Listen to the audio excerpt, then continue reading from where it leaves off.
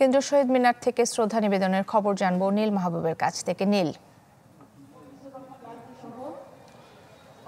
কাকলি, আপনি যেমনটি বলছিলেন যে এই মুহূর্তে কেন্দ্রীয় শহীদ মিনার চত্বরে আছি এবং সেই প্রাঙ্গণে কিন্তু শেষবারের মতো কমরেড হায়দার আকবর খান রণর মৃতদেহ নিয়ে আসা হয়েছে এবং এখানে সর্বস্তরের মানুষ কিন্তু তার প্রতি শেষ শ্রদ্ধা নিবেদন করছেন। আমরা দেখেছি যে এখানে আসার পর থেকে কিন্তু আওয়ামী লীগ এবং বিএনপির নেতৃবৃন্দ এসেছিলেন এবং তারাও কিন্তু শেষ শ্রদ্ধাটি জানিয়ে গেছেন এবং আমাদের সাথেও তাদের কথা হয়েছে।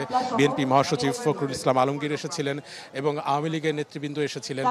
তারা বলেছেন যে এই যে প্রবাদ প্রতিমিক একজন পুরুষ বামধারার রাজনীতির, তার এই যে চলে যাওয়া, সেই চলে যাওয়া আসলেই দেশের জন্য, রাষ্ট্রের জন্য, মানুষের জন্য অপূরণীয় একটি ক্ষতি, একটি শূন্যতার সৃষ্টি হলো, শূন্যতা তৈরি হলো।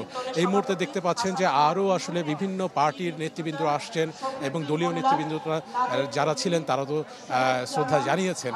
তো এই যে কেন্দ্রীয় শহীদ মিনার প্রাঙ্গণ কিন্তু মানুষ দিয়ে কিন্তু ভরে গেছে এবং ফুলের শ্রদ্ধায় কিন্তু শেষবারের মতো কমরেড হায়দার আকবর খান রণ সিক্ত হচ্ছেন। এবং এই কমরেড সম্পর্কে যদি একটু আসলে বলতে চাই যে 60-এর দশকে কিন্তু রাজনীতিতে তিনি যুক্ত হন এবং বামধারার রাজনীতিতে যুক্ত হন এবং সক্রিয়ভাবে কিন্তু তিনি রাজনীতিতে আসেন কিন্তু 62 সালে এবং সেই সময় কিন্তু সামরিক শাসন বিরোধী যে আন্দোলন, সেই আন্দোলনের তিনি নেতা ছিলেন।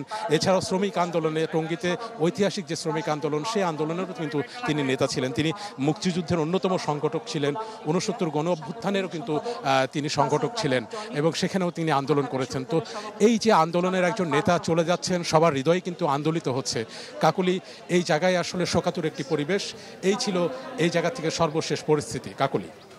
নীল, আপনাকে ধন্যবাদ। কেন্দ্রীয় শহীদ মিনার থেকে শ্রদ্ধা নিবেদনের সবশেষ খবর জানাচ্ছিলেন নীল মাহবুব।